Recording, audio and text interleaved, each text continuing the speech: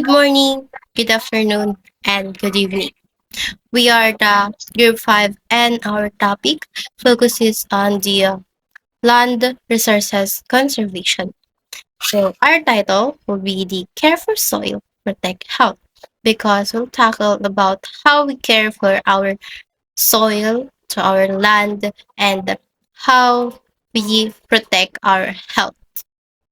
So, our identified problems will be the soil erosion and land damage in the Philippines make it hard to grow healthy food and can lead to dirty water because land damages can cause the water supply to become unclean, and also the soil erosion can make it hard to the plants and crops to grow healthy.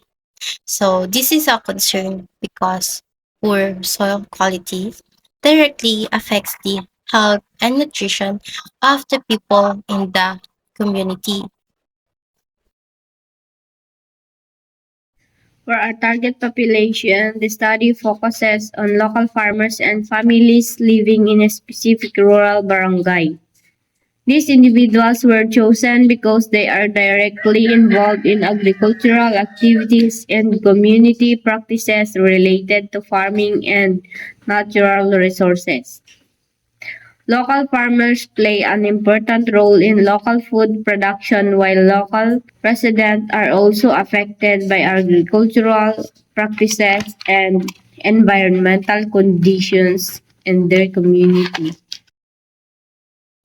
For example, is here at Barangay Kalangigan, Quezon Isabela, the farmers generally operated 1 hectare of land.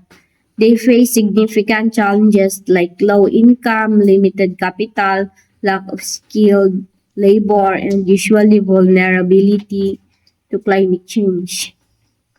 By gathering information from them, the study can obtain reliable insights in real experiences that will help us better. I will be presenting to you the objectives of our program. First, participants will learn three conservation methods: terracing, cover cropping, and organic composting. These methods help prevent soil erosion and improve soil quality.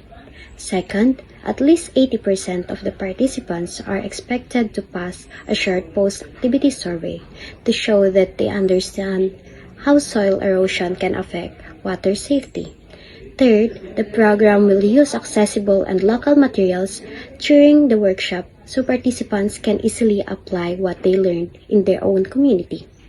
Fourth, the program focuses on practical and low-cost, sustainable agriculture practices that farmers can easily follow. And lastly, all of these objectives are expected to be achieved by the end of one-day community seminar and workshop. On this slide, we will be discussing plant activities. Number one, practical demonstration of sloping agricultural land technology, or in short, we will call it SALT, and making organic fertilizers. This activity helps the farmers protect their soil and improve the crop production. The sloping agricultural land technology prevents soil erosion and keep the nutrients in the land, and organic fertilizers improve the soil fertility in a natural way. The farmers can produce healthier crops and reduce damage to the environment. Number two, visual displays in the barangay hall illustrating the impact of soil health on community water quality. On this activity, it helps educate the community about the connection of soil and water. When the soil is healthy, it can filter the water and prevent pollution from reaching the rivers and drinking water sources.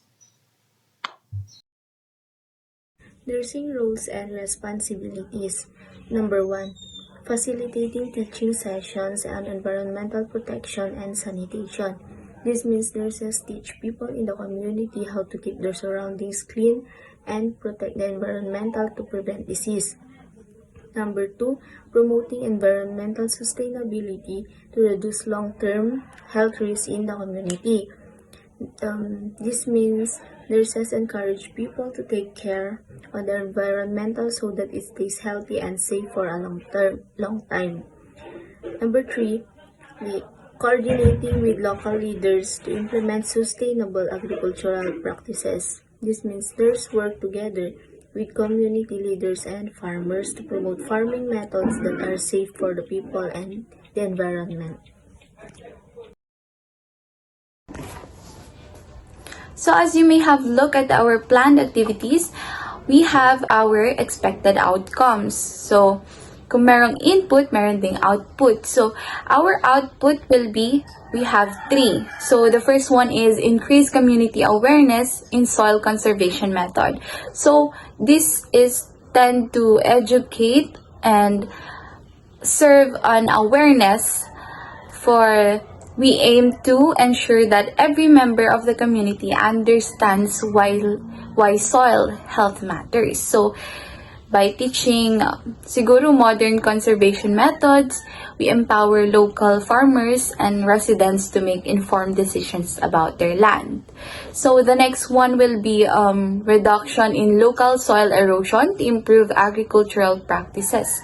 So this is not only for the farmers itself or the land users, but also to their land. So it is for healthier land or to reduce erosion. So it is by adopting better agricultural technique so we can keep the good soil where it belongs on the farm.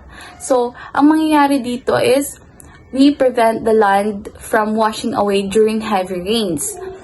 So ini-ensure natin na yung soil it remains fertile and productive for future planting reasons.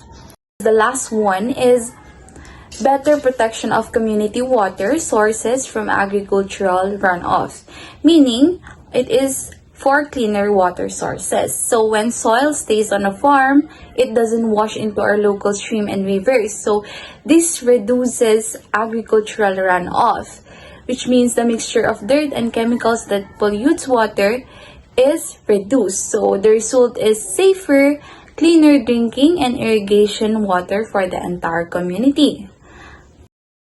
And for us to be able to do that, by protecting our soil, we are simultaneously protecting our food supply and our water quality.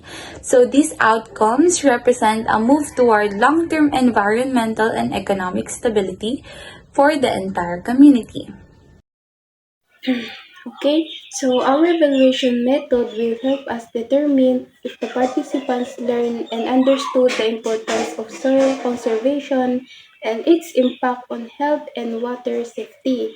First, we will conduct a pretest and past test will be given before the seminar to assist the participants' initial knowledge about soil erosions, soil conservation and water safety. After the seminar and workshop, a past test will be given to measure how much knowledge they gain from the activity.